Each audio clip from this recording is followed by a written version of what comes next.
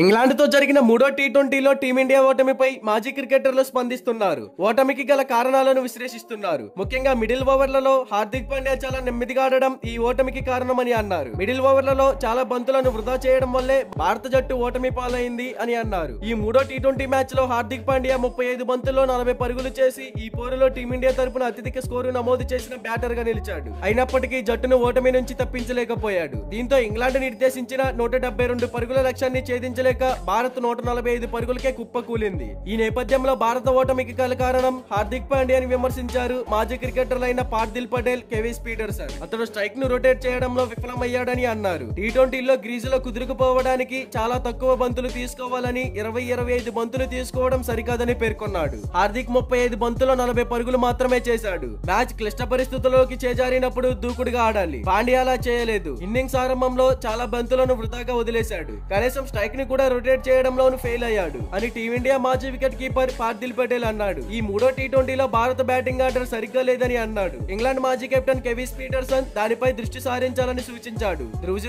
ను 8వ స్థానంలో బ్యాటింగ్ కు పంపించడం సరైంది కాదని పేర్కొన్నాడు. అక్కర్లో right left batting order combination గురించి ఆలోచించడం సరైంది కాదని వెల్లడించాడు. మరి దీనిపై క్రికెట్ ఫ్యాన్స్ గా మీరేమంటారు?